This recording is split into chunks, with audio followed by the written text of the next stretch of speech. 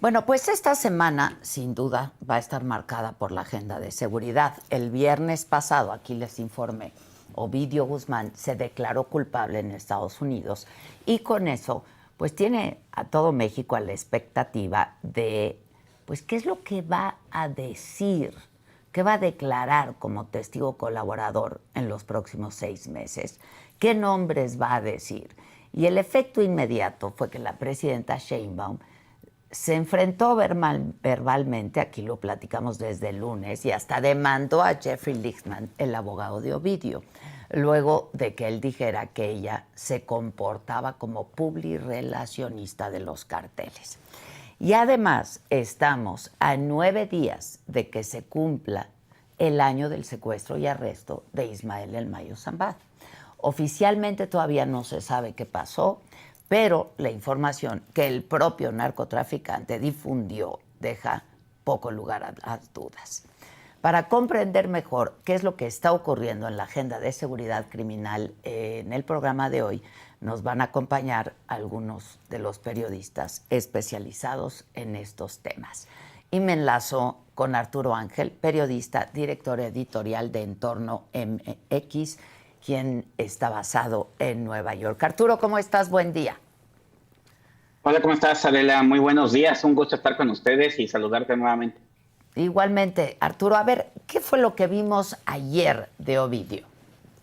El día de ayer, justo lo que dimos a conocer por la tarde, es que había sido trasladado nuevamente de la cárcel de Chicago a una ubicación desconocida, Adela, que en realidad este es un movimiento que lo que nos hace es confirmar el tratamiento especial que ha recibido. Es decir, cuando los delincuentes son detenidos y sometidos bajo proceso, los presuntos delincuentes, aquí en Estados Unidos, como ha ocurrido, por ejemplo, con la mayoría de los narcotraficantes mexicanos que han sido extraditados o expulsados, pues mientras dura su proceso, evidentemente quedan en prisión preventiva, porque pues, son personas de un alto perfil criminal, y están en una cárcel preventiva, ¿no? En una de las prisiones del sistema correccional en los Estados Unidos. Así ha estado el Mayo Zambada, así ha estado el Chapo Guzmán, que ahora ya está sentenciado, Caro Quintero, todos, la mayoría de los que expulsaron en febrero pasado en bola desde México, si Sí. ustedes recuerdan. Y el propio Ovidio Guzmán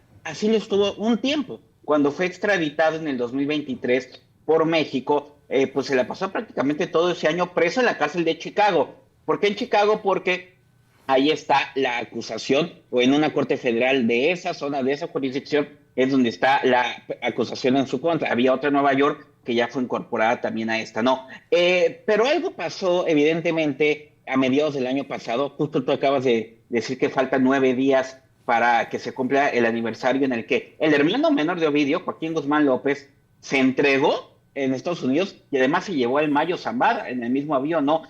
A partir de ese momento, Ovidio Guzmán y el propio Joaquín Guzmán López dejaron de estar en la prisión de Chicago y los trasladaron a otro sitio, lo cual no es, insisto, la situación normal para los que están detenidos y procesados. Con el tiempo averiguamos y supimos que están en una zona de seguridad. No es que estén libres, ¿no? O sea, salen de la cárcel, no es que sean liberados, pero sí en efecto están en otro tipo de resguardo o custodia especial a cargo de los alguaciles de Estados Unidos en un programa que es de protección a potenciales testigos colaboradores, ¿no? En la semana pasada, cuando iba a ser la audiencia de Ovidio, la que vimos el viernes, Ovidio fue reingresado a la cárcel de Chicago, Sí. ¿no? Previo, pues para que además esa cárcel está, cosa curiosa, en pleno centro de la ciudad de Chicago, a cuadra y media del edificio de la corte. Fue reingresado y allí estuvo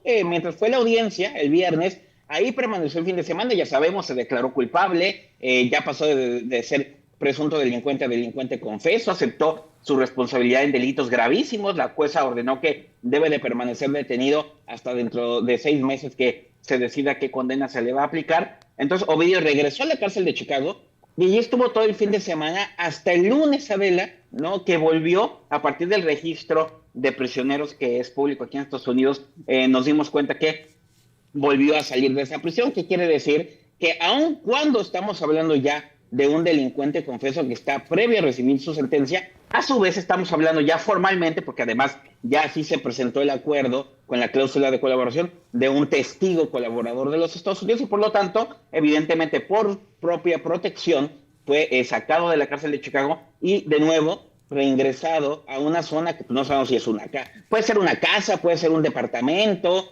puede ser a lo mejor alguna zona contigua de alguna otra cárcel, no se sabe, son zonas de seguridad que solo conoce el gobierno de los Estados Unidos, pero ahí estará bajo resguardo especial Adela, aún insisto, ya siendo delincuente confeso, pero también siendo ya oficialmente un testigo colaborador de los Estados Unidos y por lo menos durante los siguientes 6 meses pues ahí va a estar recluido. Ya veremos cuando quede formalmente sentenciado, ¿no? Si regresa a prisión. A una prisión convencional, pero por ahora ese es el tratamiento, sí diferenciado, que está recibiendo Ovidio Guzmán. Ya.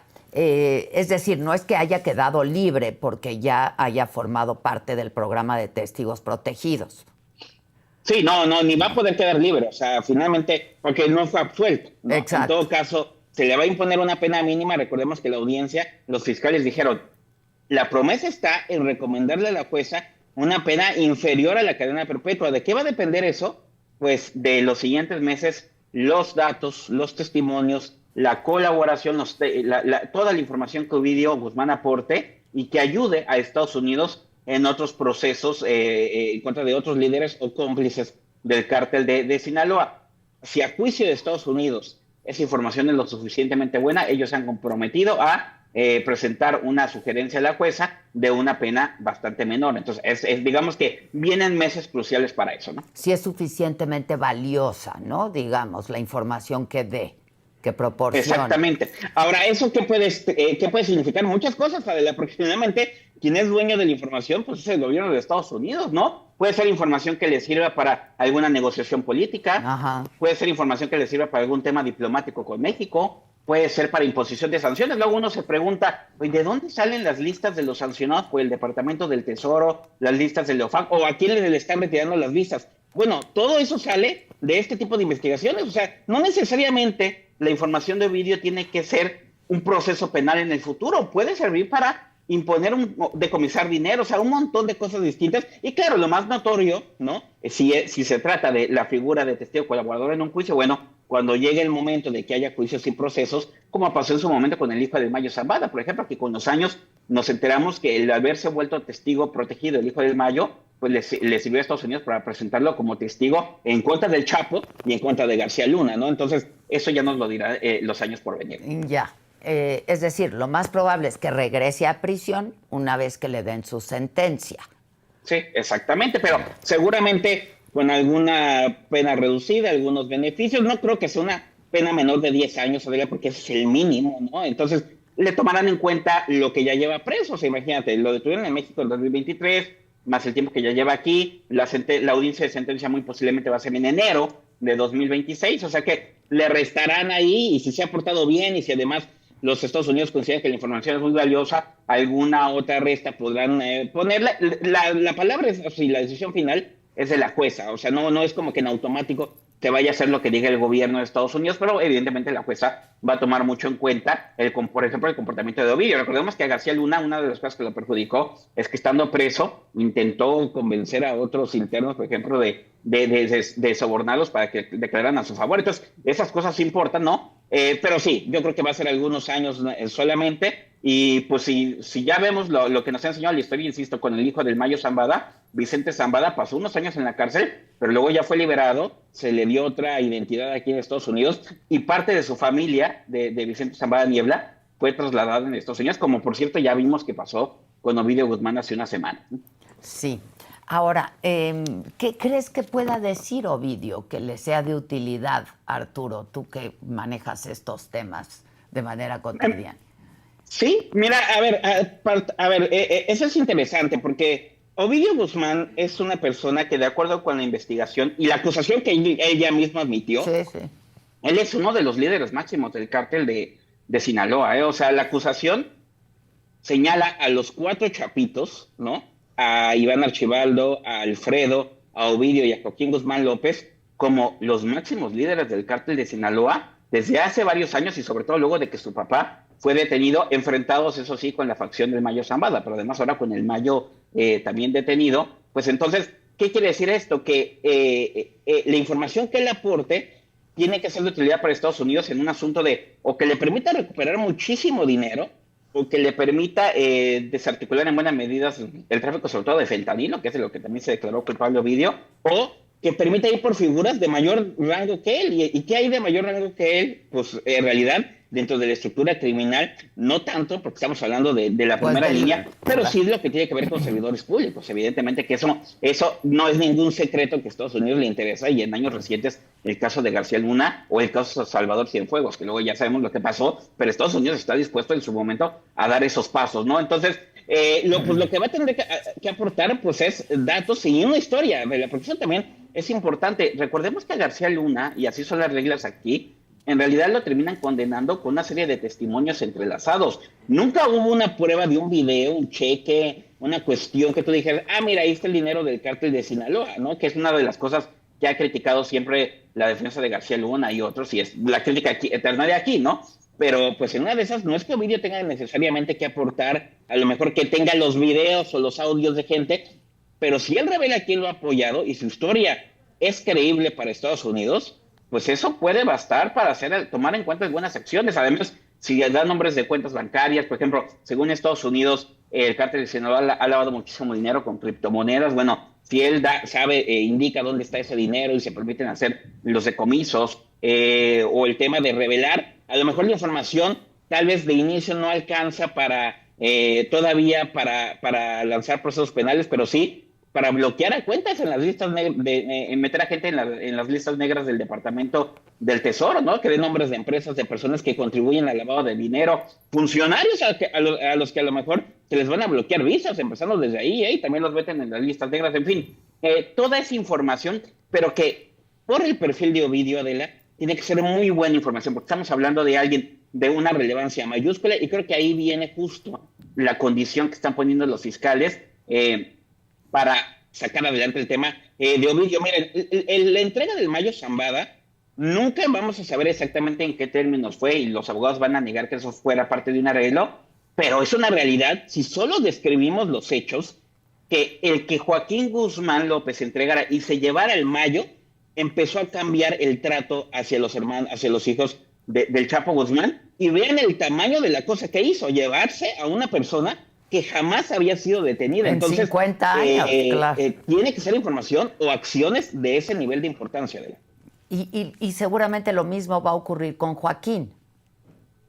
Totalmente, porque de hecho recordemos que si bien de Ovidio, en realidad su próxima audiencia va a ser hasta enero del año que viene para la sentencia. Joaquín tiene una justo el 15 de septiembre, por cierto, ¿no? Iba a tenerla el 15 de julio, se aplazó, pero su abogado, le preguntamos a Jeffrey Lichman, que es el mismo abogado, por cierto que ya también es el abogado de los chapitos mayores que están prófugos, O sea, Iván Archibaldo y Alfredo, que son los que en ese momento lideran la guerra en Sinaloa contra las autoridades y contra la gente del Mayo Zambada, ellos ya están preparando su defensa en Estados Unidos, o sea que aguas y no estemos viendo dentro de no tanto tiempo que los otros hijos del Mayo también se entregan, o no lo sé, ¿no? Pero respecto a Joaquín Guzmán López, su abogado dice que todavía no hay ningún acuerdo, y creo que le conviene no decir esto, porque si él ya confirmara lo obvio, ¿no? Que es que ya hay una negociación, un acuerdo, entonces eso llevaría básicamente a comprobar que la entrega del Mayo fue parte de eso. Pero a todas luces la señal demuestra que seguramente así fue. El 15 de septiembre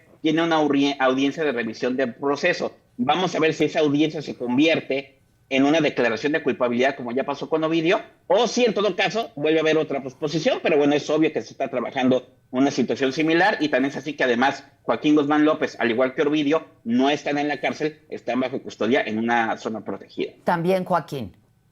También Joaquín, sí. Ya. Ahora, ¿cómo has visto la defensa? Ya que hablabas con Jeffrey Lichtman, ¿cómo has visto la defensa de Ovidio? Y ahora, pues, viene una parte fundamental, que va a ser la negociación, ¿no? Pues mira, a ver, la verdad es que el abogado, es interesante el perfil del abogado Lichtman, no es un abogado improvisado, es un abogado que tiene 35 años de experiencia, Adela. Interesante porque tiene incluso un podcast del que ya ha publicado más de 100 capítulos, ¿no? O sea, además es un tipo que le gusta hablar, le gusta reflexionar, o sea, no le huye a la exposición mediática, Al ¿no? contrario, ¿no? Sí, su podcast se llama Más allá de la frontera legal, ¿no? O sea, por ejemplo, en agosto del año pasado, el episodio número 90 de su podcast fue una reflexión que él hizo de cómo, de la audiencia de Joaquín Guzmán. O sea, dice, cuenta Jeffrey Lichman cómo él se enteró, cómo Joaquín le llamó por teléfono para decirle, voy en un avión y voy con el Mayo y me voy a entregar, ¿no? Y entonces, Jeffrey Lichman, que recordemos, él llega como abogado del Chapo, ya muy avanzado su proceso, luego de que el Chapo Guzmán se peleó, tuvo diferencias con sus abogados iniciales.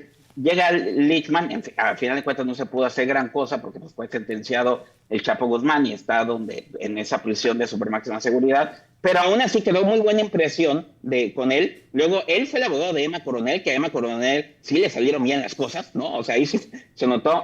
Y en general, él mismo lo narra en su podcast, ¿eh? O sea, no es una suposición mía, él lo dice, que quedaron con una muy buena impresión. La familia de Guzmán Loera con él, tiene buena relación con ellos y por eso es el abogado de todos los hijos, ¿no? Entonces, él habla de cómo fue defender a Joaquín Guzmán López cuando cómo representarlo en esa primera audiencia, ¿no? Porque es el caso que estamos diciendo que todavía está en desarrollo, ¿no? Pero él habla de sus sensaciones al conocer a Joaquín, que dijo que era como él esperaba, un chico educado, que habla muy bien inglés, preparado, etcétera, articulado, ¿no? Además, él habla de lo privilegiado que se siente dice, no solo de ver historias, sino de ser parte de ellos. O sea, le gusta el caso, ¿no? Y honestamente, era lo de cuando dio esa declaración el viernes afuera de la corte, que desató todo lo que ya tú has dicho y hemos hablado. La verdad es que, mira, nosotros estábamos esperando a Jeffrey Lichman, pues literalmente para hacerle la entrevista clásica de ya acabó la audiencia, abogado, ¿cuáles son sus impresiones? Su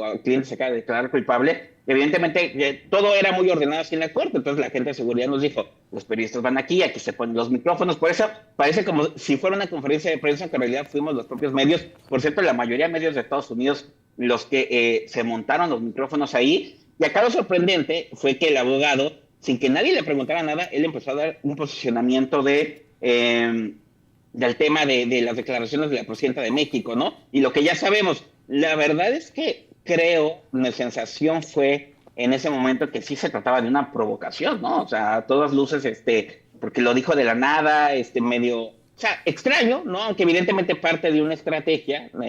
Y acá lo sorprendente, que sí nos sorprendió, la verdad es que pues el gobierno de México como que le siguiera la corriente el mismo día, ¿no? Sí, sí. Y decidían hacer una conferencia que creo que ya se ha dicho mucho, pero es cierto, o sea, acaban de sentenciar, se acaba de declarar culpable Ovidio Guzmán, hermano de Joaquín Guzmán, los que se trajeron al Mayo, con estos señalamientos de el presunto involucramiento del gobernador de Sinaloa, sí o no, pero se está declarando culpable de exportar fentanilo, y la presidenta está en Sinaloa al lado del gobernador, y luego da una conferencia con él al lado para contestarle al abogado. Entonces, sí, eso sí fue muy extraño, pero y entonces le salió perfecto la jugada al abogado. Y lo mismo con la demanda ahorita, o sea, yo creo que él ha de estar, mira, yo no sé realmente esa demanda qué futuro tenga, porque está complicadísimo. Si prospere. Solo para que lo notifiquen van a tener que inventarse algo, porque vive en otro país, pero seguro el abogado está muy contento con la exposición que le está dando el gobierno de México. Básicamente se puso, su nivel de interlocución quedó a ese nivel, ¿no? Entonces es un abogado experimentado y yo creo que es parte de la estrategia que está siguiendo.